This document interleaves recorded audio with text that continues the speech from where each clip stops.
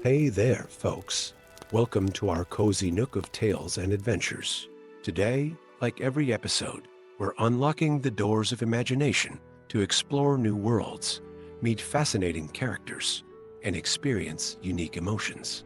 I promise to take you on an unforgettable journey through the power of words. So, get comfy, grab your favorite drink, snuggle into that perfect spot, and get ready to lose yourself in a new story. Leave the outside world behind for a while and dive with me into the depths of storytelling. If you enjoy our content and want to support the channel, consider hitting that subscribe button and giving the video a thumbs up. Now, without further ado, let's dive into today's story. The first fissure appeared at dawn, a jagged line of darkness against the pearlescent sheen of the arcane walls that had protected the Vale of Elindor for 1,000 years. It began as a hairline crack, insignificant, perhaps, to mortal eyes, but to those versed in the ancient arts, it heralded catastrophe. By midday, the crack had spread like veins across the translucent barrier, pulsing with sickly violet light. Creatures of shadow and malice gathered beyond the walls, drawn to the weakness like moths to flame, their twisted forms silhouetted against the magical barrier. In the Spire of Whispers, the highest tower of Silvertide Academy, Gandalf stood at his window, ancient eyes fixed upon the distant walls. His weathered hands trembled slightly as they gripped the gnarled staff that had been his companion through countless ages. The long silver beard that cascaded down his gray robes stirred in a breeze that carried the scent of forgotten magic and imminent doom. "So it begins," he murmured, watching as crimson warning lights ignited across the city, summoning the 7 councils of magic for the first time since the Great Schisma millennium ago. For centuries, Gandalf had dwelled in the archives of Silvertide, known to its inhabitants as merely an eccentric scholar with an uncanny knowledge of ancient texts. None suspected that beneath his stooped posture and behind his twinkling eyes lay the last Archimage, one of the legendary wielders of power who had crafted the very arcane walls that now failed. A soft knock at his chamber door pulled him from his contemplation. "Master Archivist," came a young voice. "The High Chancellor requests your presence at the council chamber immediately." Gandalf sighed, gathering his robes about him. "Tell Chancellor Morwen I shall attend shortly." After the messenger's footsteps faded, Gandalf moved to a section of bookshelf and whispered words in a language no living being remembered. The shelf shimmered and revealed a hidden compartment containing a dust-covered wooden box. With reverent hands, he lifted the box and opened it, revealing 7 empty depressions in velvet lining arranged in a perfect circle. At the center of the circle lay a single crystal shard, pulsing with inner light. "One fragment remains," he whispered. "One piece of 7. Will it be enough to begin?" With careful fingers, he removed the crystal and concealed it within his robes before making his way to the council chamber. The vast circular hall buzzed with tension as representatives from the 7 councils argued vehemently. Their colorful robes crimson for pyromancers, azure for hydromancers, emerald for terramancers, silver for aeromancers, gold for illuminators, obsidian for umbromancers, and white for healers created a kaleidoscope of moving color as they gesticulated and paced.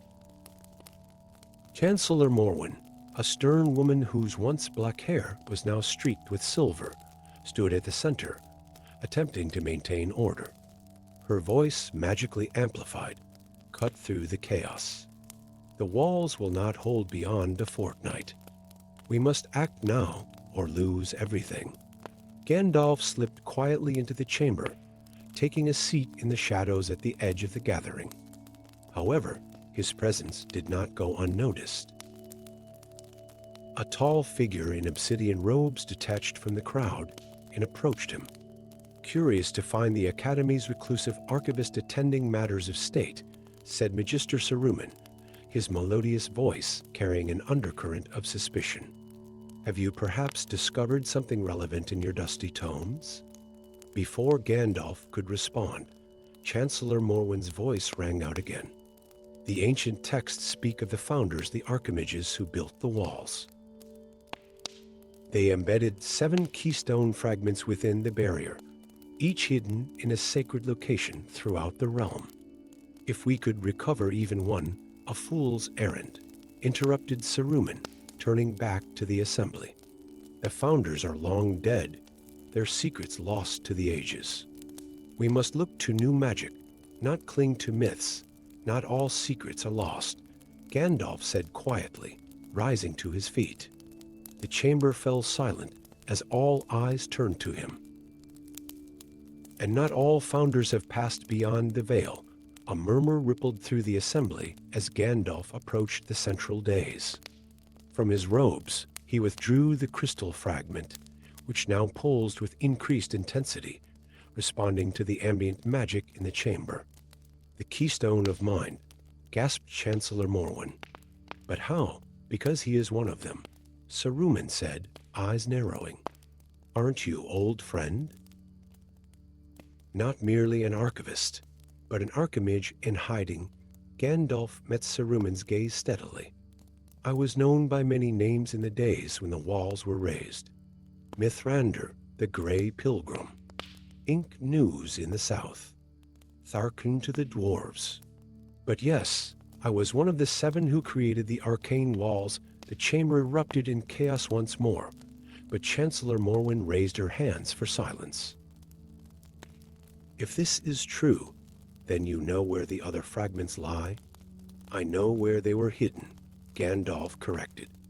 1,000 years is time enough for many things to change. But yes, I can seek them. Then you must leave at once, declared Morwen. We will provide whatever resources you require. I will need but little, Gandalf replied. Speed and secrecy will serve better than an entourage. However, he added, his gaze sweeping the chamber, I will require a representative from each council to accompany me. The fragments respond to the 7 fundamental magics. Before the councils could descend into squabbling over who would represent them, the great doors to the chamber burst open. A woman in the silver-gray uniform of the Arcane Inquisition strode in, flanked by guards. Her severe features were framed by copper hair, pulled into a tight braid, and her cold eyes fixed immediately on Gandalf. Inquisitor Alara, Chancellor Morwen acknowledged with barely concealed disdain. This is a closed council. When matters concern the security of the realm, the Inquisition has jurisdiction, Alara replied crisply. Particularly when ancient magic and unknown entities are involved, her gaze never left Gandalf. So, you claim to be an Archimage? Convenient that you reveal yourself only now. When the walls fail, Gandalf met her suspicious gaze calmly. I have walked this world far longer than you can comprehend, Inquisitor. I have seen empires rise and fall, and I have learned that power revealed before its time brings only destruction. The Inquisitor will accompany your expedition, declared a new voice. From the shadows emerged Grand Inquisitor Radagast, his lined face grave. To ensure that the interests of all are protected, Alara's expression registered surprise, then satisfaction. Gandalf merely nodded, recognizing the political necessity, though his eyes reflected concern. We depart at first light, he announced. The nearest fragment lies beneath the ruins of Aquamar, in the sunken city. As dawn broke over Silvertide, Gandalf stood at the eastern gate, awaiting his companions. The city behind him was already stirring with nervous energy, citizens casting frequent glances at the increasingly fractured arcane walls. Beyond the barrier, dark shapes had multiplied overnight, pressing against the magic with malevolent intent. One by one, his chosen companions arrived. Lyra, a young hydromancer with eyes the color of deep ocean. Thorn, a taciturn terramancer whose skin bore tattoos of ancient runes.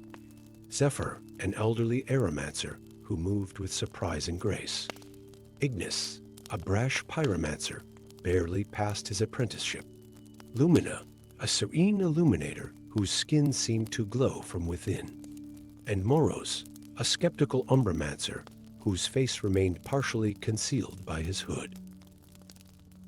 Last to arrive was Inquisitor Ilara, her uniform replaced by practical traveling attire, though the silver insignia of the Inquisition still gleamed at her throat. At her belt hung a sword whose hilt pulsed with containment runes. A void blade, Gandalf observed. A rare weapon for an Inquisitor, for hunting rare prey, she replied coolly. "Shall we proceed?" Gandalf nodded and led them through the gate, away from the protection of the city and toward the wilderness beyond. As they crested the first hill, he paused, looking back at the Vale of Elindor spread beneath them. From this height, the fractures in the arcane walls were plainly visible, a web of darkness spreading across the magical dome. The walls were never meant to last eternally, he said softly. Nothing of creation endures unchanged, but they have stood for 1,000 years, protecting humanity while it recovered from the mage wars and what happens when we restore them. Ilara asked. Another 1,000 years of hiding behind a magical shield. Gandalf turned to her, his eyes ancient and sad. That, Inquisitor, is the true question we must answer. Not all protection nurtures. Sometimes it merely delays the inevitable. He turned and continued down the path, his staff marking a steady rhythm against the earth. Behind him, the diverse group of magic wielders followed, their loyalties divided, their purposes varied, but their immediate goal shared. The quest for the 7 fragments had begun. But in the shadows of Gandalf's mind lurked a greater concern. If they succeeded, what world would emerge from behind the restored walls? And was his old friend Saruman right? Was it time to forge a new path, rather than restore the old protections? As if summoned by his thoughts, a raven descended from the sky, landing on his shoulder. Its eyes gleamed with unnatural intelligence as it croaked a message in his ear, words that froze his blood. "Beware the cult of chaos," it whispered in Saruman's voice. "They seek what you seek, but for darker purpose." The walls do not merely keep evil out, old friend. They keep something far worse. Contained, the raven took flight before Gandalf could respond, winging its way back toward Silvertide. Ahead, the path descended into a mist-shrouded valley where ancient ruins jutted from the earth like broken teeth. The first fragment awaited, but so too did answers to questions Gandalf had avoided for centuries. The last Archimage gripped his staff tighter and pressed forward, into shadow and revelation alike. Story 2. The crimson moon hung like a tear of blood in the night sky as the stars trembled and withdrew their light from the realm of Ethereum. The eclipse had come unannounced, defying the celestial calendars kept by the astromancers of both the Solar Empire and the Lunar Confederation. In the Observatory of Eternal Vigil, atop the crystal spire that pierced the veil between realms, ancient instruments of divination shattered simultaneously, their fragments scattered across marble floors like fallen stars. Gandalf stood at the edge of the whispering cliffs, his weathered hands gripping his staff as the unnatural darkness swept across the land. The wind carried whispers of dread and confusion, and the old wizard's silver beard fluttered like a battle standard against the encroaching shadows. His eyes, having witnessed the rise and fall of countless civilizations, narrowed as he gazed upon the blood-red moon. "So it begins again," he murmured, feeling the weight of centuries press upon his shoulders. The veil wears thin.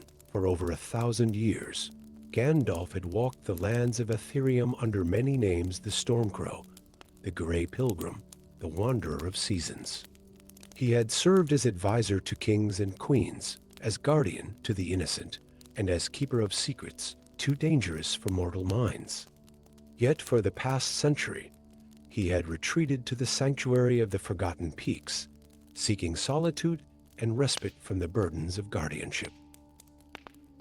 Now, the eclipse called him back to a world he had tried to leave behind. As dawn broke hesitantly over the horizon, casting weak rays through the dissipating eclipse, Gandalf reached the crossroads at the foot of the Singing Mountains. There, etched into ancient stone, stood the weathered statue of Equilibrium, a hooded figure with one hand raised toward the sun and the other extended to the moon. Before he could ponder the significance of this omen, the air around him shimmered. A contingent of solar paladins materialized, their armor gleaming like captured daylight, their expressions hard as they surrounded the wizard. Gandalf, Wanderer of Seasons, announced their captain, a stern woman whose face was half masked by enchanted gold. You stand accused of high treason against the solar throne.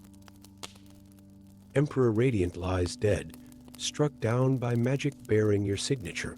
Gandalf's bushy eyebrows rose in genuine surprise. I have not stepped foot in the solar citadel for over 90 years, Captain. Seize him, she commanded, ignoring his words. The wizard raised his staff, preparing to defend himself, when a shower of silver darts whistled through the air. 3 paladins fell, paralyzed by the lunar toxin coating the projectiles. From the shadows of the nearby forest emerged a squadron of lunar shadow guards, their silver armor absorbing the weak light of dawn. The gray pilgrim belongs to the Lunar Confederation, declared their leader, a tall figure whose features were obscured by a helm shaped like a crescent moon. He stands accused of assassinating Queen Selene with forbidden magic. Gandalf's expression darkened. 2 rulers from opposing realms, both dead on the night of an unexpected eclipse. He planted his staff firmly on the ground. I am accused of both crimes, yet guilty of neither. A pulse of energy erupted from his staff, momentarily blinding both contingents. When their vision cleared, the wizard had vanished, leaving behind only a whisper on the wind.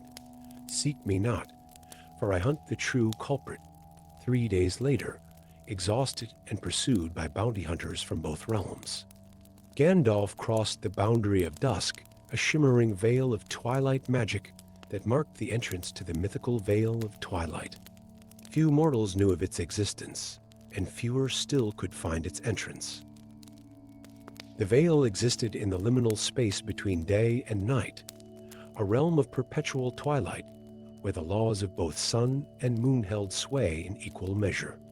As he passed through the Vale, the sounds of pursuit faded, replaced by the soft melody of twilight bells and the rustling of leaves that glowed with inner light. Ancient trees with bark of silver and gold lined a path paved with stones that seemed to capture starlight. At the center of the Vale stood the Guardian's Sanctum, a citadel built not of stone, but of solidified twilight, its walls shifting between shades of purple, orange, and deep blue. Home, Gandalf whispered, though the word carried more weight than comfort. Centuries ago, after the great sundering had torn the unified realm of Ethereum into the opposing factions of day and night, Gandalf had established the Order of Twilight Guardians. Their sacred duty was to protect the Equilibrium Tree, an ancient entity whose roots drew power from both sun and moon, maintaining the delicate balance between the divided realms. At the entrance to the sanctum stood Lyria Dawnbringer, her golden armor now tarnished, her once proud posture hunched with weariness. Beside her, leaning against a pillar with studied nonchalance, was Noctis, his face half hidden beneath a hood, the insignia of the Lunar Confederation's elite assassins visible on his shoulder. "You've arrived at last, old man," Noctis drawled. "We began to think you'd fallen to those bounty hunters." Lyria straightened, her hand instinctively reaching for her sword. "Master Gandalf, the sanctum has been compromised." "Master Twilight has. I know what Twilight has done," Gandalf interrupted, his voice heavy with ancient sorrow. I felt the breaking of oaths when the equilibrium tree shuddered during the eclipse. He led them through corridors of shifting light, past empty chambers where once guardians had trained and meditated. The sanctum felt hollow, abandoned a shell of what it had once been. "The other guardians?" Gandalf asked, though he sensed the answer already. "Dead or corrupted?" Noctis replied bluntly. "Twilight's been recruiting for his void cult for years. Those who wouldn't join, they reached the heart of the sanctum, where a massive doorway stood sealed with runes of containment. Beyond it lay the sacred grove of the equilibrium tree. Why are you two here?" Gandalf turned to face his unlikely companions. A solar paladin and a lunar assassin, working together? The eclipse has indeed brought strange alliances. Lyria stepped forward. "I am no longer a paladin. I was exiled for questioning the Emperor's increasingly erratic commands, and I," added Noctis with a grim smile, "discovered that the Queen's inner circle had been infiltrated by shapeshifters. My warning cost me my position, and nearly my life." Gandalf's keen eyes studied them. "Not merely coincidence, I think. You are Dawnbringer, daughter of Oreus?" Lyria nodded, surprised. "You knew my father?" "As I knew your grandfather, Noctis," Gandalf said to the assassin.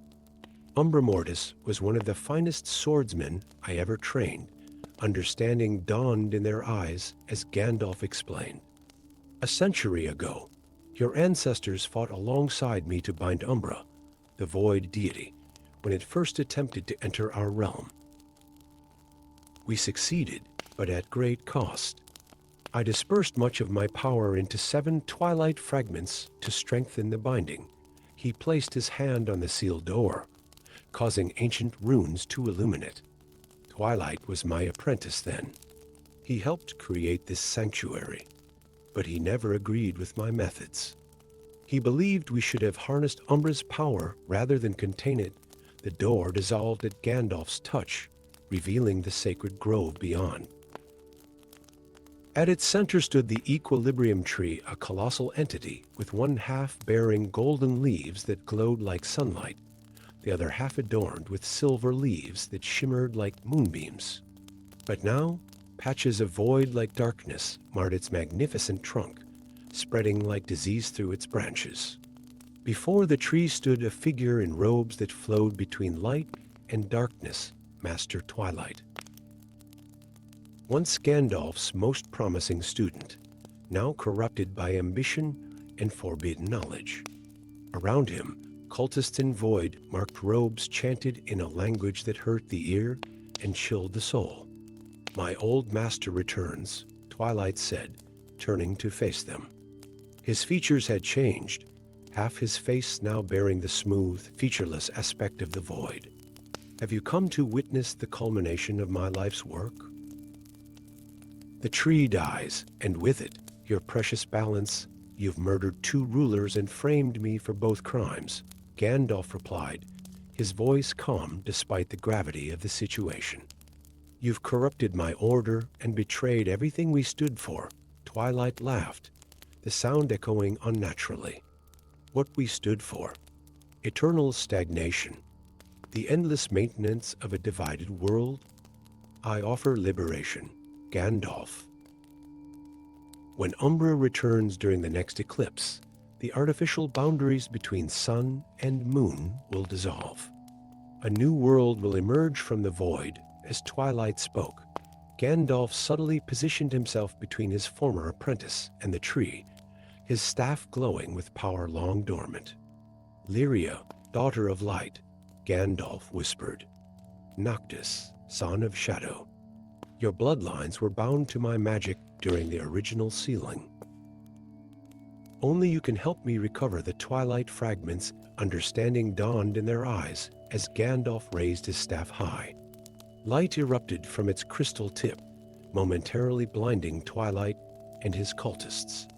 In that instant, Gandalf thrust his free hand into the trunk of the equilibrium tree, merging with its essence. Vision and memory flowed between them, the location of the 7 twilight fragments revealed. As Gandalf withdrew his hand, he transferred this knowledge to Lyria and Noctis through threads of magic that connected their ancestral bloodlines to his power. "Stop them," Twilight screamed, recovering from the flash. But it was too late. Gandalf had already created a portal of swirling twilight energy. "Find the fragments before the next eclipse," he commanded his new champions as they stepped through the portal. "I will hold Twilight here and slow the tree's corruption." As the portal closed behind Lyria and Noctis, Gandalf turned to face his former student, his staff blazing with renewed purpose. The fate of Ethereum now rested on an unlikely alliance, a fallen paladin and a renegade assassin, guided by the memories of a wizard who had walked the realm for millennia. The Void cult advanced as Twilight's laughter echoed through the grove. Gandalf stood alone before the Equilibrium Tree, the last true guardian of Twilight, ready to make his final stand. Above the sanctum, visible through the enchanted ceiling of the grove, the 7 moons of Ethereum began their slow alignment. The countdown to the next eclipse had begun. Story 3. In the realm of Astralis, where the boundary between day and night was not merely a passage of time, but a physical border dividing 2 sovereign kingdoms. The eternal twilight that separated them shimmered like a river of liquid opal. On one side stretched the resplendent kingdom of Solara, where golden spires pierced clouds tinged perpetually with the hues of sunrise, and fields of sunblossoms followed the eternal arc of a sun that never fully set. On the other side lay the mysterious lunar territories, a land of silver forests and crystalline lakes that reflected the light of countless stars and a moon suspended in an endless midnight sky. For 1,000 years, an uneasy peace had persisted between these realms, maintained by a sacred artifact known as the Chalice of Stars, a vessel of ancient power that balanced the cosmic forces of light and shadow. It resided in the Temple of Zenith, positioned precisely at the center of the twilight border, guarded by keepers sworn to neutrality. But on the eve of the celestial concordance, when the cosmic alignment would place immense strain upon the boundaries between realms, catastrophe struck. The chalice vanished from its hallowed chamber, leaving nothing but scattered starlight and a single gray feather. In the aftermath, the lunar court issued a proclamation that echoed throughout both kingdoms. The thief is identified as Gandalf, the Grey Pilgrim of the Void. Let him be pursued to the ends of Astralis, and so the greatest wizard in the land became the most hunted. Gandalf crouched behind a twilight crystal formation at the edge of the murmuring plains, his weathered hands clutching his staff as a patrol of lunar sentinels passed. Their armor gleamed with trapped moonlight, and their wolves beasts with fur that shimmered like liquid shadow sniffed at the air, seeking his scent. "They draw closer," he muttered to himself, pulling his gray cloak tighter. The accusation was absurd. He had been leagues away in the whispering woods when the chalice was stolen. Yet evidence had been planted with careful precision. Traces of his distinctive magic, the feather from his traveling hat, even a torn piece of his robe. Once the patrol passed, Gandalf rose stiffly to his feet. Age was but a distant concern for one of his lineage, but weariness from 3 days of constant flight weighed upon him. He had spent centuries walking the realms of Astralis, mediating disputes between kingdoms, unraveling arcane mysteries, and guiding those who would listen toward wisdom. Now he was a fugitive from both the realms he had served. The border between day and night lay before him, the twilight zone stretching perhaps half a league wide, a no-man's land, where neither solar nor lunar law held full sway. Beyond it, barely visible in the perpetual dawn light, rose the towers of Solara's outer settlements. "I cannot go there," he murmured. The Solar Emperor had doubled his radiant guard, offering a bounty of celestial diamonds for his capture. And I certainly cannot remain here.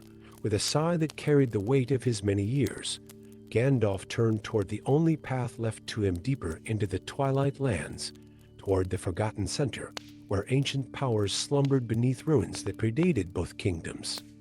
The Twilight Lands changed as one ventured deeper into them. The outer edges, frequented by merchants and diplomats crossing between realms, were orderly and patrolled. But as Gandalf moved toward the center, order gave way to wild magic. Trees with bark of silver and leaves of gold swayed to winds that carried whispered secrets. The ground underfoot alternated between warm sand that glowed with internal light and cool stone that sang softly when stepped upon. After a day's journey, he reached the edge of the luminous forest, where trees bore fruits that shone like captured stars. As he pushed through a curtain of glowing vines, a familiar figure awaited in a small clearing Orion the Blind, an ancient seer whose milky eyes saw not the physical world, but the tapestry of fate itself. "I have awaited you, old friend," Orion said, his wizened face crinkling into a smile. His simple white robes seemed to absorb and reflect the ambient twilight, and his staff crowned with a crystal that shifted between sun gold and moon silver tapped gently against the singing stone. "You knew I would come this way?" Gandalf asked, approaching cautiously. "I have known since the chalice was taken," Orion replied. "Just as I know who truly took it." Gandalf's bushy eyebrows rose. "Then you know I am innocent of the theft, yes," Orion conceded, his blind eyes somehow finding Gandalf's, but perhaps not of the circumstances that led to it. Gandalf frowned. "Speak plainly, old friend. The chalice was taken by Eclipso, once guardian of the twilight, now corrupted by fragments of forbidden magic." Orion's voice dropped to a whisper. "Magic that you sealed away centuries ago in the void between worlds." The name struck Gandalf like a physical blow. "Eclipso lives? That cannot be. I watched him fall into the abyss during the Convergence War. The abyss returns what is given to it in time," Orion said cryptically. "He has spent centuries gathering the scattered fragments of the void arts you banished. Now he seeks to use the chalice to break the boundary between realms entirely, not to unite them, but to collapse them into a single domain of eternal darkness." A chill ran through Gandalf that had nothing to do with the evening air. "Where is he now?" "He performs the ritual in the Forgotten Temple, at the very center of the Twilight Lands," Orion replied. "But you cannot face him alone. You will need allies from both realms, those with blood ties to the original pact that created the chalice. Those bloodlines are long forgotten," Gandalf protested. Orion smiled mysteriously. "Are they? The past has a way of circling back upon itself." He raised his hand, pointing toward the deeper forest. "Go to the Crystal Falls. An unexpected ally awaits you there, one you once knew by another name." Before Gandalf could question him further, a patrol horn sounded in the distance. Lunar sentinels had crossed into the Twilight Lands, their pursuit relentless. "Go now," Orion urged. "I will misdirect them." With a grateful nod, Gandalf turned and hurried deeper into the luminous forest, following the distant sound of falling water. The crystal falls cascaded from a cliff of obsidian, each droplet catching and fracturing light into rainbows that danced across the clearing.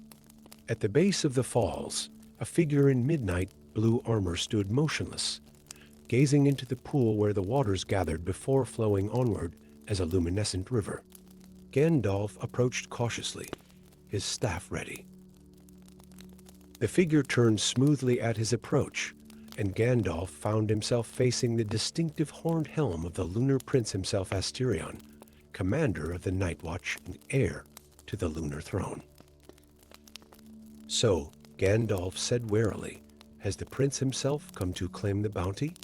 The armored figure reached up and removed his helm, revealing a young face with features that struck a chord of distant memory in Gandalf's heart silver-white hair-framing eyes that held galaxies within them. "I have not come for bounties, Grey Pilgrim," the prince replied. "I have come because I know you did not steal the chalice." Gandalf studied the young prince carefully. "And how would you know that?" "Because I was there, hidden in the shadows of the temple, when Eclipso took it," Astarion replied. "I followed him until he detected me and created a phantom to lead me astray. By the time I realized the deception, he had vanished deeper into the Twilight Lands, yet your mother, Queen Selene, issues proclamations for my capture," Gandalf noted. A shadow passed over Astarion's face.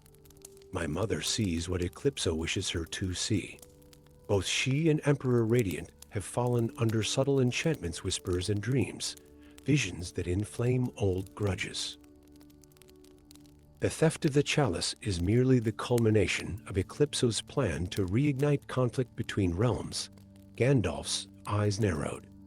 "You seem unusually perceptive for one so young, Prince Astarion." A sad smile touched the prince's lips. "Perhaps because I am older than I appear, and have known you longer than you might remember." He stepped closer, lowering his voice. "Have you never wondered why you felt drawn to visit the Lunar Court each year on the same date? Why Queen Selene always granted you audience, despite her distrust of outsiders?" Confusion creased Gandalf's brow. "I assumed it was diplomatic courtesy. It was because of me," Astarion said softly. "Because on that date, long ago, you brought an infant to the Lunar Court, a child found abandoned in the Twilight Lands, bearing marks of both solar and lunar heritage." Realization dawned in Gandalf's eyes. But that would mean that I am not truly Selene's son by birth," Astarion confirmed. "Nor am I solely of lunar blood. The child you delivered that night was born of both realms, a living bridge between sun and moon." Gandalf's mind raced back through centuries of memory. "There was a prophecy," he murmured, "that a child of divided light would either unite the realms or destroy them both. Eclipso knows this prophecy as well," Astarion said grimly. "It is why he has orchestrated this theft, why he has framed you. He seeks to prevent unification by forcing destruction." A distant crash echoed through the forest, the sound of armored troops forcing their way through the undergrowth. Gandalf gripped his staff tighter. "We cannot linger here." "No," Astarion agreed, replacing his helm. "We must journey to the Forgotten Temple. I know a hidden path through the Shimmer Glades, and then—" The prince's eyes gleamed with determination through the visor of his helm. "And then we face Eclipso, recover the chalice, and reveal the truth to both realms." Gandalf nodded gravely. "Lead on, young prince." It seems our paths were meant to cross again, together. The wizard and the prince slipped away into the depths of the Twilight Lands, pursued by forces of both kingdoms, yet guided by destinies entwined since before the prince's birth. Above them, in the divided sky, sun and moon seemed to draw imperceptibly closer, as if the cosmic forces themselves recognized the significance of their alliance. For in Astralis, where light and shadow maintained their ancient separation, the Grey Pilgrim and the Lunar Prince embarked on a quest that would determine whether the boundary between realms would strengthen, shatter, or transform into something entirely new, a bridge rather than a barrier. And deep in the heart of the Twilight Lands, the stolen chalice of stars pulls with power, responding to ancient blood and forgotten magic, waiting to fulfill its true purpose at last. Story 4. The 7 moons of Draconer hung like luminous pearls against the midnight tapestry of the sky, their alignment a celestial phenomenon unseen for 1,000 years. From the highest spire of the Cerulean Tower, Gandalf gazed upward, his ancient eyes reflecting the convergence of these heavenly bodies. The wind tugged at his silver beard and gray robes as he clutched his gnarled staff, its crystal head gleaming with an inner light that pulsed in rhythm with the converging moons. "It begins," he whispered to the night, his voice carrying the weight of centuries. Far below, the citizens of Crystalis celebrated the Convergence Festival, unaware of its true significance. Lanterns of azure flame illuminated cobblestone streets as dancers whirled in colorful procession.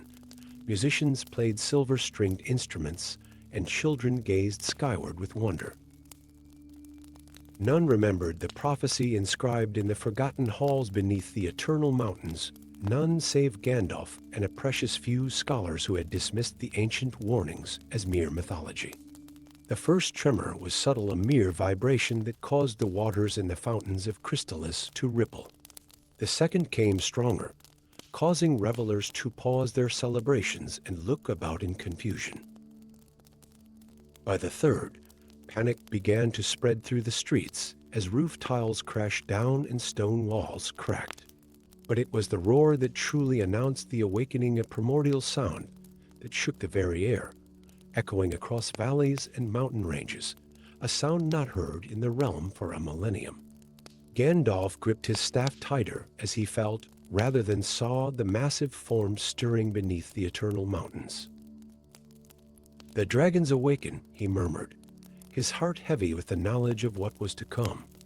With surprising agility for one who appeared so aged, he descended the spiral staircase of the tower. By the time he reached the streets, chaos had enveloped the city. Guards attempted to maintain order while scholars from the Arcane Academy argued vehemently about the cause of the disturbance. Gandalf moved through the crowd with purpose, his tall form and distinctive staff parting the sea of frightened citizens. He headed not toward the palace or the academy, but to a modest dwelling near the eastern wall of the city, where a young apprentice lived unaware of his destiny. Emrys sat bolt upright in his bed, his heart racing as another roar echoed across the night. His small room in the apprentice quarters trembled, sending books tumbling from their shelves. His hand instinctively went to his chest, where beneath his nightshirt, a birthmark in the shape of an intricate scale pattern burned like fire against his skin. A heavy knock at his door preceded it bursting open, revealing his mentor, Master Celadon, his usual composed demeanor replaced by urgent intensity. "Emrys." "He is here for you," the old scholar gasped. Who Emrys began, but his question was answered as a tall figure in gray robes appeared behind his mentor. "There is no time for lengthy explanations," Gandalf said, his penetrating gaze falling upon Emrys. "The dragons have awakened, and the fate of the realm hangs by a thread. You must come with me now." Confusion and fear warred within Emrys, but something deeper and inexplicable recognition stirred at the wizard's words. "The dragons? But they're just legends. All legends have their roots in truth," Gandalf replied gravely. "And some truths are written in blood and fire." Master Celadon pressed a leather satchel into Emrys's hands. "I've prepared for this day, though I prayed it would not come in your lifetime. Everything you need is here." Before Emrys could protest further, the birthmark on his chest flared with such intensity that he gasped in pain. Gandalf's eyes widened. "The mark of the Draconian," he murmured. "It responds to their awakening. We must make haste." Dawn broke over Crystalis as Gandalf and Emrys departed through the eastern gate, the city still in disarray behind them. The horizon was smeared with ominous red, where it met the jagged silhouette of the eternal mountains. "Where are we going?" Emrys asked, struggling to keep pace with the wizard's surprisingly swift strides. "To the Temple of Aquantis," Gandalf replied without slowing. "It is there that the Blade of Scales rests, the only weapon that can help us restore balance. And what exactly is my role in all this?" Emrys pressed, frustration coloring his voice. "Why me?" Gandalf halted abruptly, turning to face the young man. His eyes, usually twinkling with hidden mirth, were now grave as ancient stones. "Look at me, Emrys. What do you see?"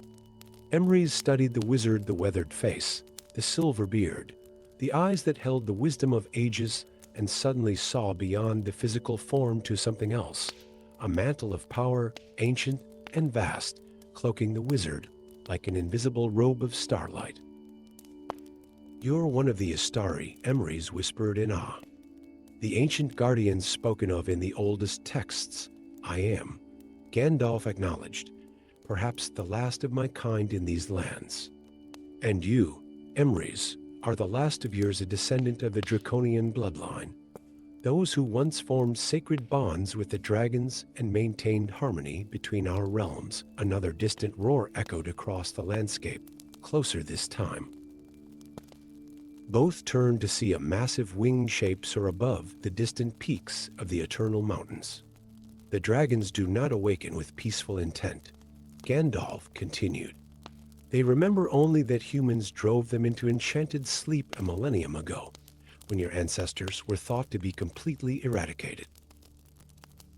They will reclaim what they believe is rightfully theirs, and lay waste to all that humankind has built in their absence." Emrys's hand unconsciously moved to his chest, where the scale-patterned birthmark still burned. "And you believe I can stop them?" "Not stop," Gandalf corrected. "Communicate. Bond.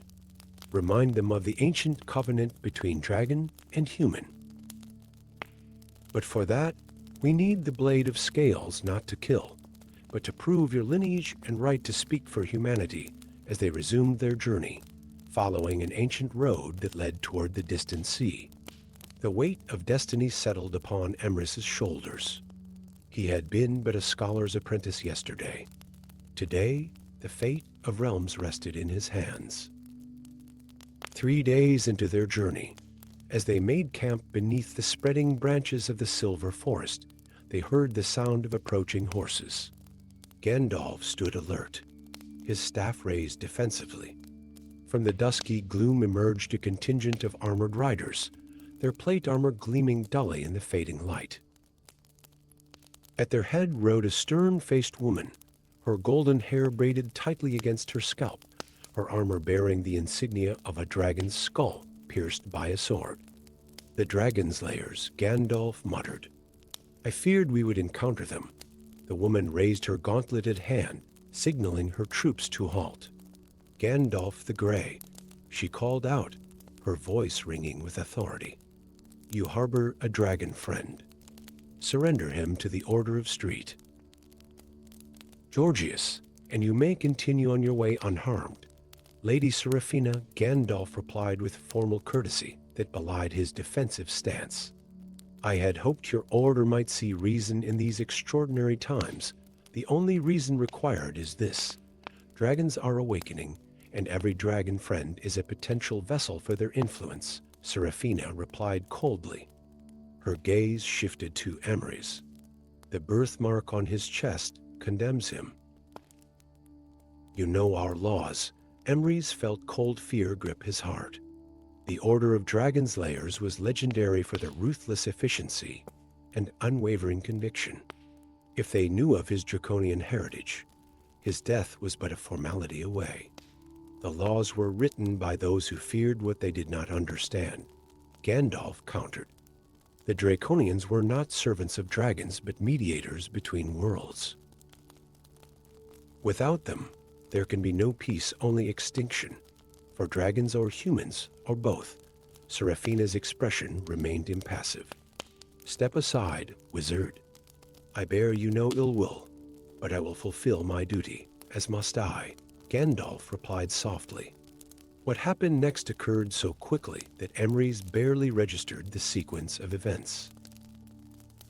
Gandalf's staff struck the ground with force that belied his aged appearance, and a blinding light erupted, causing the horses to rear in panic. In the confusion, the wizard seized Emrys by the arm and pulled him into the dense underbrush of the silver forest. "Run," he commanded. "Follow the stream eastward." I will delay them and join you before dawn. Emrys hesitated only a moment before plunging deeper into the forest, the sounds of confusion giving way to organized pursuit behind him. The silver leaves of the ancient trees seemed to glow with internal light, illuminating his path as he ran.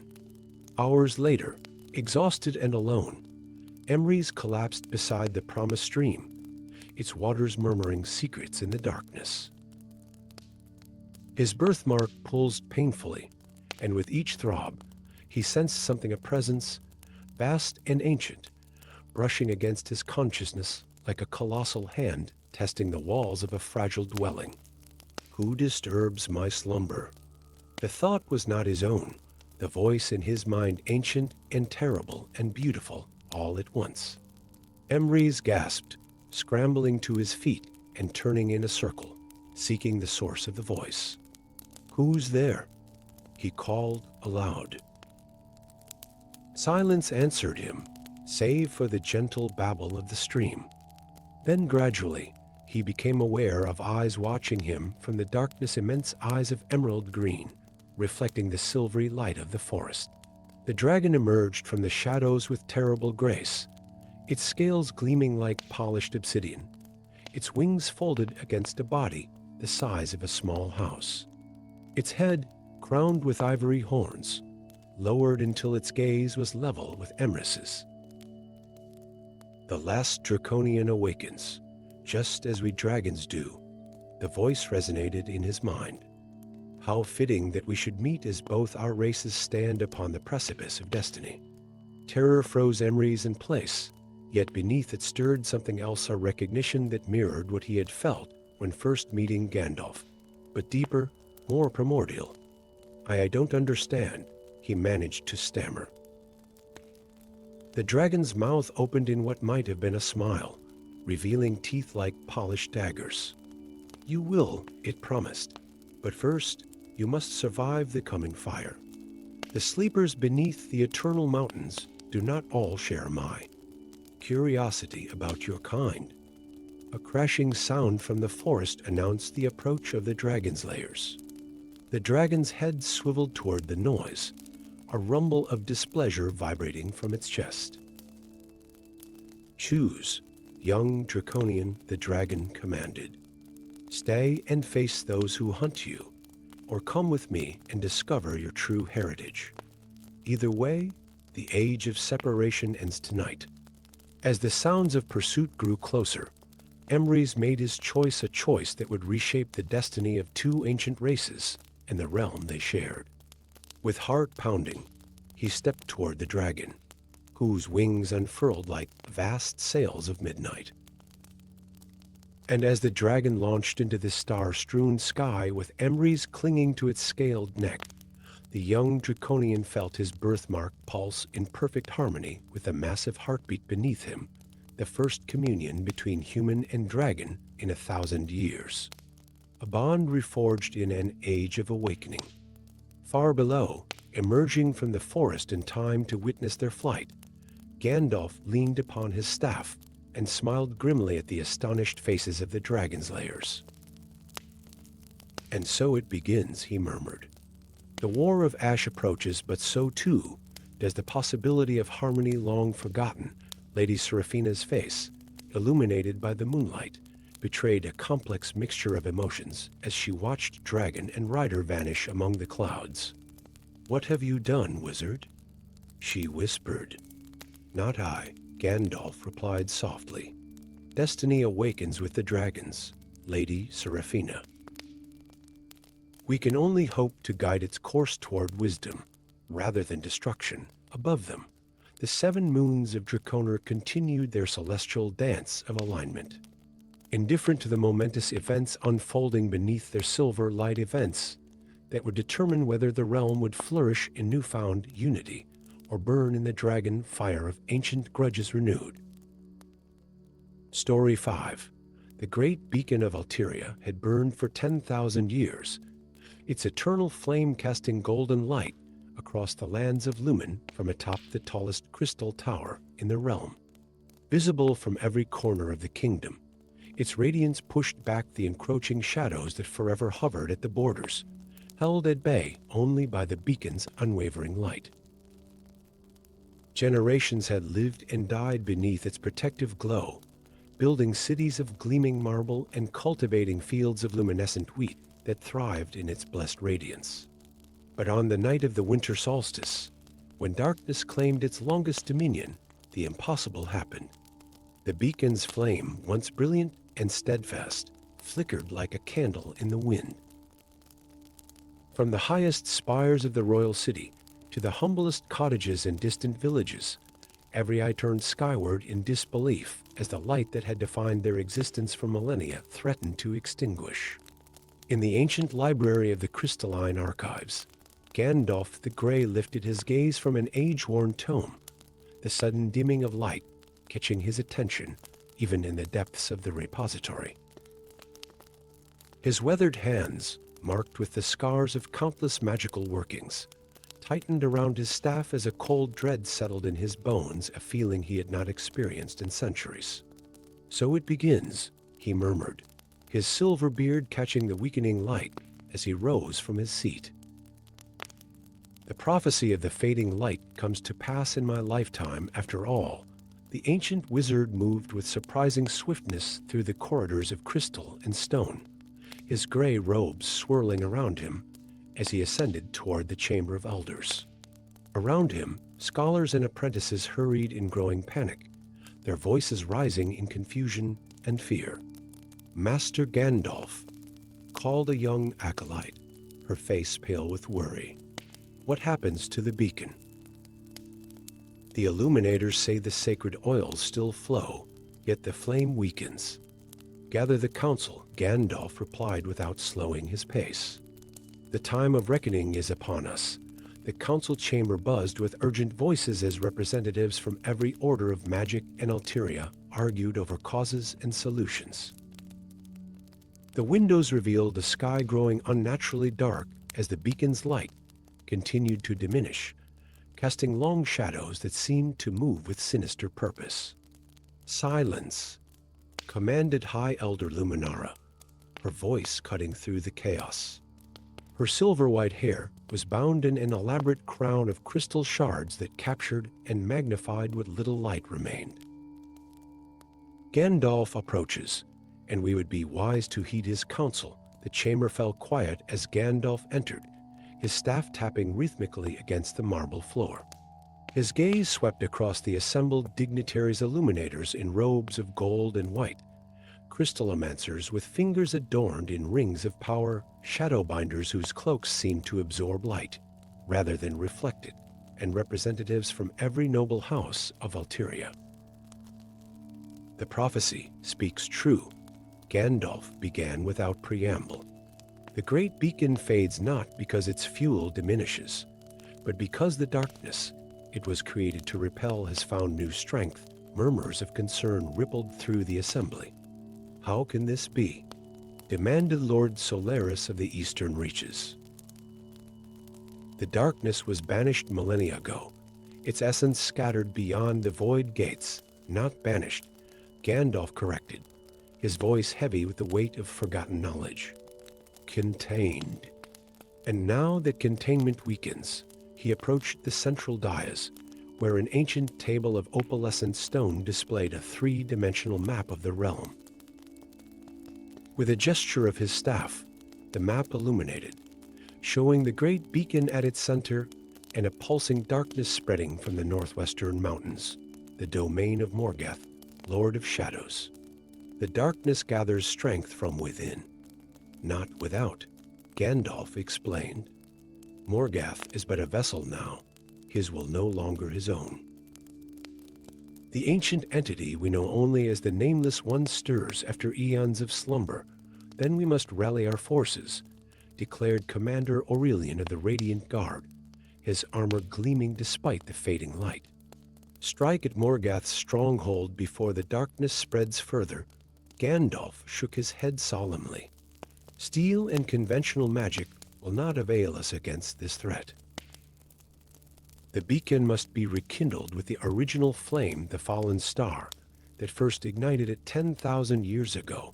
A hush fell over the chamber as the implications of his words sank in. "The fallen star lies in the deepest vault of Morgath's citadel," whispered Elder Luminara. "None who have ventured there have returned. I will go," Gandalf stated, his resolve unwavering. "I alone among you remember the star's power, for I was present when it first fell from the heavens. The revelation sent shockwaves through the council. Few had suspected the wizard's true age, though rumors had always circulated about the extent of his powers and knowledge. Not alone came a voice from the entrance to the chamber. All heads turned to see a cloaked figure stride into the room. Hands moved to weapons as the newcomer lowered his hood, revealing a face marred by a jagged scar that ran from temple to chin, framed by hair as black as midnight. Despite his human appearance, something in his eyes spoke of otherworldly heritage. "Thorn," Gandalf acknowledged with a slight incline of his head. "I wondered if you would answer my summons. You knew he would come here?" demanded Commander Aurelian, drawing his sword partially from its scabbard. "This is Morgath's son, the Shadow Prince himself, and one who has rejected his father's path," Gandalf replied calmly. "One who understands what truly transpires in the Shadow Peak citadel." Thorn stepped forward, seemingly untroubled by the hostile stares directed his way. "My father is no longer master of his fortress or his mind. The Nameless One has taken root within him, corrupting his essence, turning him into a mere puppet. I escaped when I realized no trace of my true father remained. Why should we trust the spawn of Morgath?" Lord Solaris challenged. "Because without him, we cannot reach the fallen star," Gandalf answered. "And without the star, the beacon will fail completely before the next full moon. When that happens, the darkness that has been held at bay for millennia will engulf Eltyria in a tide of shadow from which there will be no escape." The council erupted into arguments once more, but Gandalf had already made his decision. His gaze met Thorn's across the chamber, light and shadow, age and youth, wisdom and determination united by a common purpose that transcended ancient enmities. 3 days later, Gandalf and Thorn stood at the edge of the Whispering Woods, the last frontier of light before the territories claimed by shadow. Behind them, the great beacon flickered more weakly with each passing hour, its once brilliant glow now barely illuminating the nearest settlements. "Beyond this point, your magic will be tested," Thorn warned, his voice low as he surveyed the twisted trees ahead, their bark black as coal, their branches reaching like supplicating hands toward a sky heavy with unnatural clouds. "The Nameless One bends reality itself. In the Shadowlands," Gandalf nodded, his eyes narrowing as he studied the corrupted landscape. "I have faced such powers before, in ages long forgotten. But I confess, never one that could dim the fallen star's light. The entity within my father doesn't seek merely to dim the light," Thorn replied grimly. "It seeks to consume it, to add its power to its own. The fallen star contains primordial energy from beyond our world, exactly what the Nameless One needs to break free of my father's form and manifest fully in our realm." The wizard's bushy eyebrows drew together in contemplation. "Then we face a dual challenge to recover the star without allowing it to empower our enemy. That is why I sought you out," Thorn admitted. "Legends of your kind speak of powers that can contain and purify corrupted energies. Without such power, touching the star now might destroy us both." A faint smile crossed Gandalf's weathered face. "Not legends, but memories faded with time. Yes, there are ways, though they come at great cost." Before Thorn could inquire further, movement at the forest's edge caught their attention. From the writhing shadows between black trees emerged an elk of impossible proportions, its antlers spanning wider than a man's height, its coat shimmering with a pearlescent gleam that seemed to repel the darkness around it. "Elrond," Gandalf greeted the majestic creature with evident surprise. I did not expect to find you so close to the Shadowlands. The great elk approached, each step leaving a momentary impression of light in the corrupted soil. Its eyes, deep and knowing, regarded the unlikely companions with ancient wisdom. The elders of the Crystal Glade send their loyalty. Thorn translated as the elk communicated in a way only he could perceive. They offer Alaron as your mount and guide through the whispering woods. The elk kind remember paths now forgotten by all others. Gandalf bowed his head in gratitude. Their faith honors me as they prepared to enter the forbidding forest.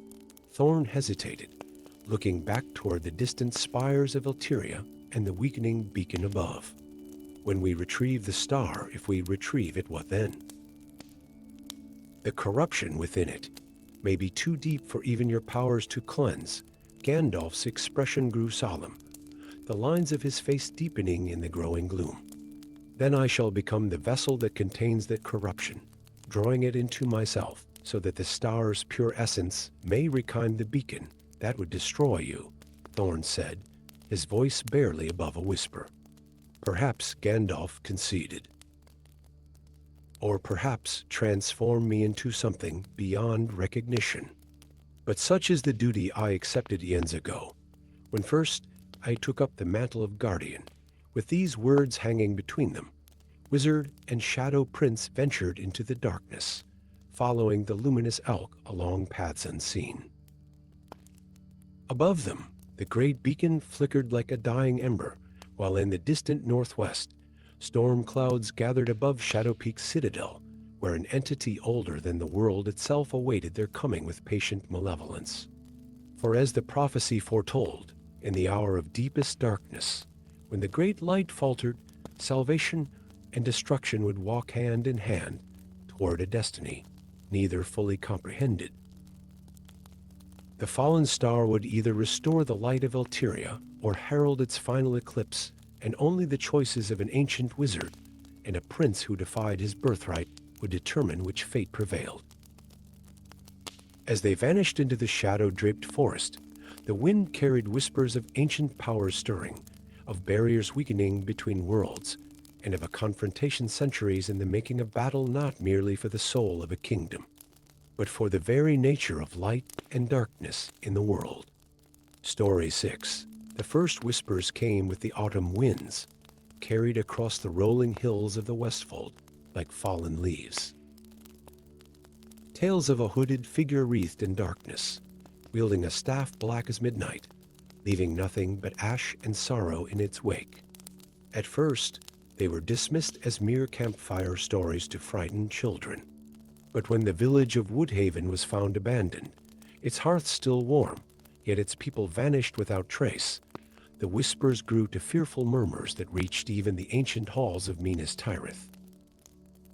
High in the White Tower, Gandalf stood at the window, his weathered face illuminated by the pale moonlight that streamed through the arched opening.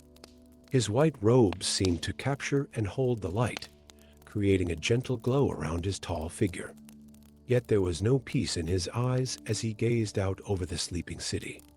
For days now, he had felt a strange hollowness within, as if something essential had been taken from him. Each morning, he found his white staff a little dimmer, the intricate runes etched into its surface fading, like memories from an old man's mind. "They say it bears your likeness," said Faramir, breaking the weighted silence. The steward of Gondor approached cautiously, a scroll clutched in his hand. A wizard in gray, or perhaps the shadow of white bringing devastation where once you brought hope, Gandalf's grip tightened around his staff. "Show me," he commanded, his voice deep as thunder yet soft as falling snow. The parchment contained a crude drawing of a figure bearing a twisted staff. Around it, inked with trembling hands, were the words, "The shadow walks where light once stood. The dark half rises." "This is no mere impostor," Gandalf murmured, more to himself than to Faramir.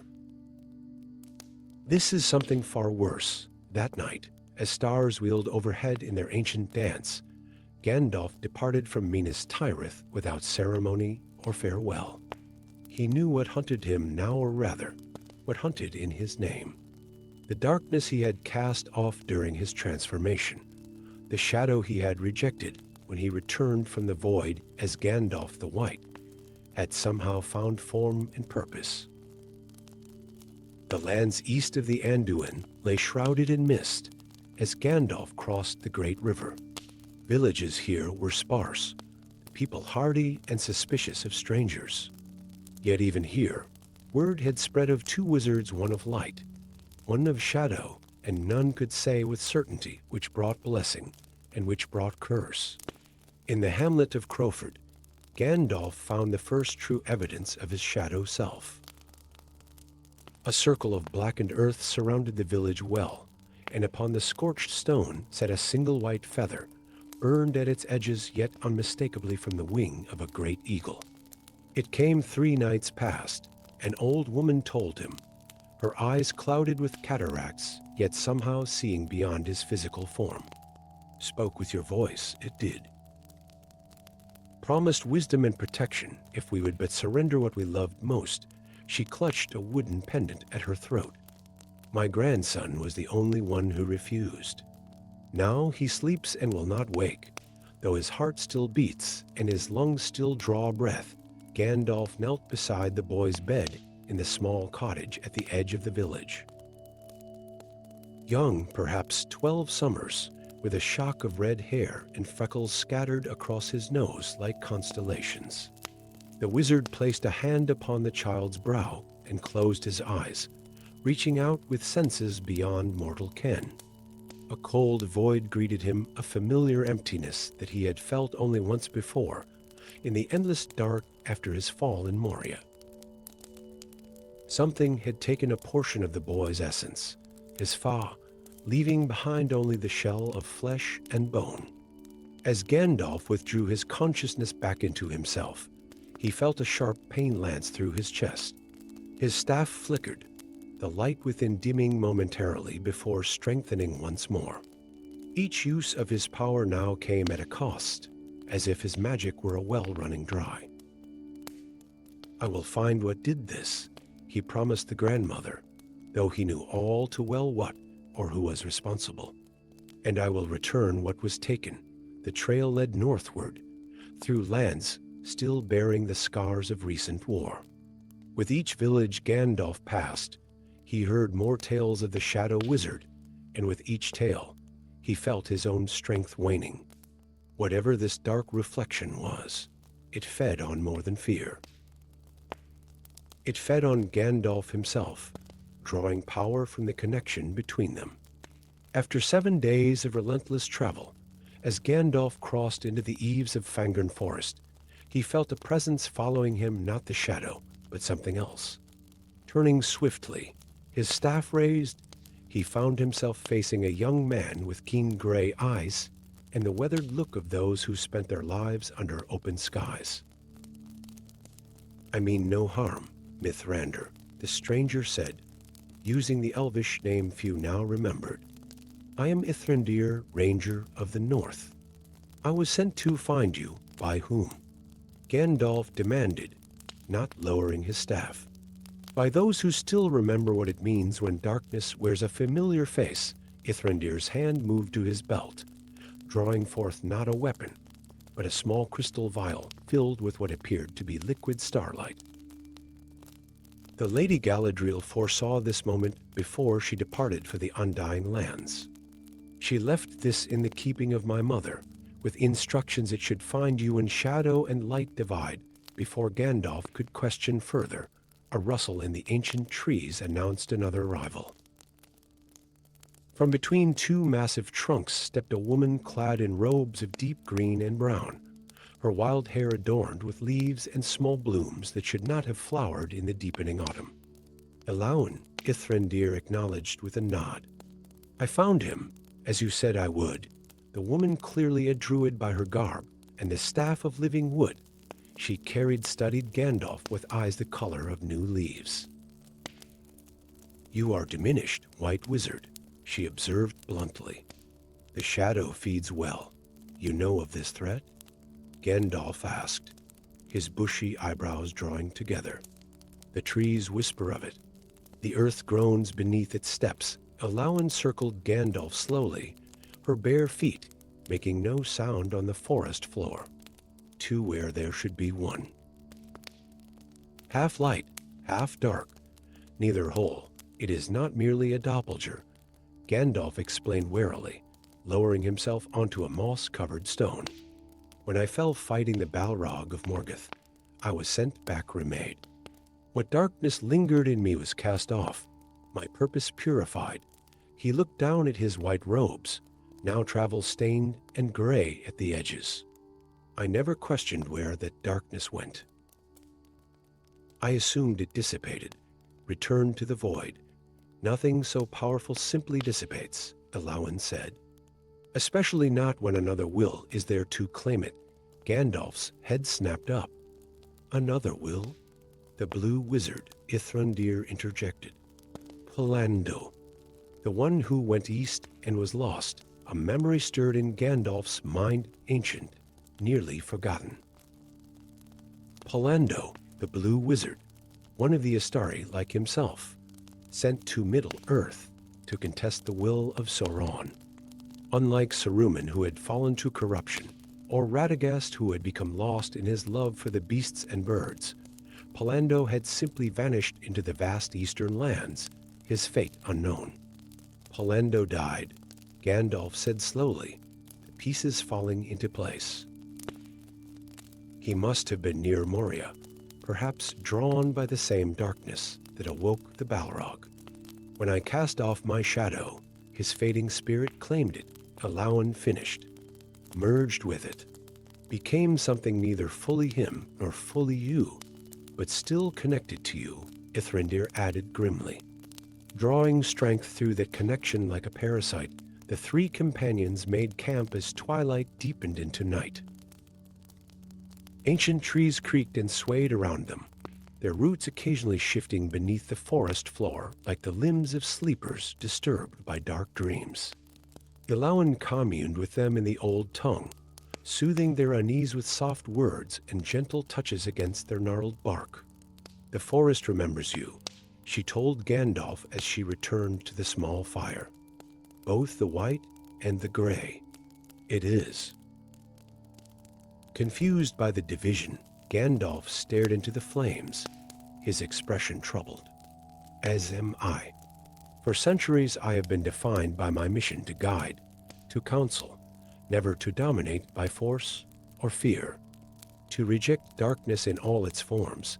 He looked up at his companions, his eyes reflecting the firelight like distant stars. What does it mean if part of me, even a part I rejected, can bring such suffering? It means you are whole, came a deep, rumbling voice from the darkness. The ground trembled slightly as an enormous figure approached their camp, a mass of bark and branch that slowly resolved into a form resembling a man, yet ancient and vast as the forest itself. Treebird, eldest of the Ents, stooped his towering height to regard the three small figures by the fire. Room, young Gandalf, the Ents said, each word deliberate as the growth of roots. Or perhaps not so young anymore, You have forgotten what it is to be whole, I think. Light needs shadow to be seen. Roots grow deep into darkness, while branches reach for light. This shadow does not merely complement the light. Fangorn, Gandalf objected. It corrupts, it harms, because it is afraid, Treebird replied simply. Cast off, alone, it found another lost fragment, the blue one. Together they are. Room, twisted by fear and anger, like a sapling grown without sun, reaching desperately for what it lacks through the night, they counseled. Ithrandir shared tales from the northern kingdoms, where villages reported not destruction, but strange bargains offered power in exchange for memories, particularly memories of Gandalf himself. Elowyn spoke of disturbances in the natural order, as if the Shadow Wizard sought to rewrite the very patterns of magic that governed Middle-earth. As dawn broke through the canopy in dappled rays, Gandalf came to his decision. I must face this shadow, this twisted reflection of myself and Pallando. Not to destroy it, but to reclaim it. If you reabsorb what you once cast off, Elowin warned, you will never again be purely the white. The darkness will be part of you once more.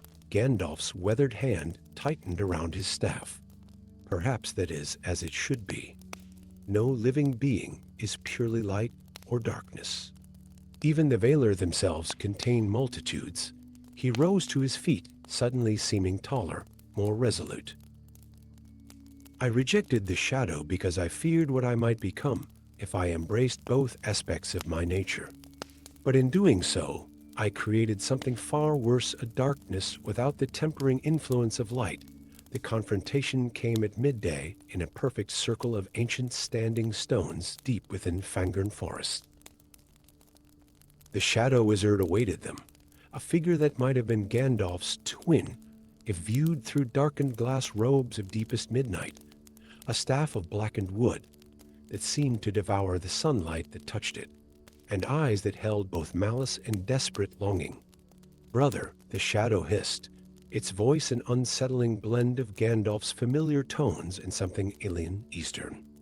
Have you come to complete what was begun?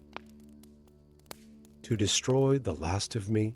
Gandalf stepped forward alone, his white staff planted firmly before him. I have come to make us whole again, Pallando. Both of us. The Shadow Wizard laughed, a sound like breaking glass. I am not Pallando anymore, nor am I your shadow. I am something new, something better. I have taken what you discarded and made it a weapon, and yet you still hunger, Gandalf observed quietly. You take memory's essences, trying to fill the void within. It will never be enough, then I shall take all of you. The Shadow Wizard raised its black staff, and darkness erupted from it like a living thing, engulfing Gandalf in its embrace. What happened next, neither Ithrandir nor Elowin could later fully describe. Light and darkness twisted together within the stone circle, neither overcoming the other, but rather dancing in a pattern ancient as creation itself. Gandalf's voice and the shadows blended in a language beyond mortal understanding, perhaps the very tongue in which Eru Ilúvatar had sung the world into being. When it ended, only one figure remained standing in the circle, a wizard robed not in pure white, nor in midnight black, but in shimmering silver gray that caught the light like the surface of a still lake under stars. His staff, too, had transformed white wood spiraled with veins of deepest blue, crowned with a crystal that contained what seemed to be both light and shadow in perfect balance. Gandalf, for it was still him, yet somehow more opened eyes that now held depths of wisdom both bright and dark. It is done, he said simply. We are reconciled. Later, as they journeyed from Fangorn, Ithrandir dared to ask, are you still Gandalf the White? The wizard considered this, looking down at his silver-gray robes with a small smile. I am Gandalf, he answered finally. White and shadow, light and dark. As perhaps I was always meant to be, in the weeks that followed, those who had fallen into the Shadow Wizard's enchanted sleep began to awaken, their memories and essence restored. The darkness that had threatened to spread across Middle-earth receded like mist before morning sun. Yet those with eyes to see noticed that the wizard who traveled the lands now cast a shadow proper to his form, where before there had been barely an outline upon the ground beneath his feet. And in the quiet moments, when none but the stars witnessed, Gandalf would sometimes speak in two voices his own, and in others as if engaged in conversation with a part of himself long separated, but finally welcomed home.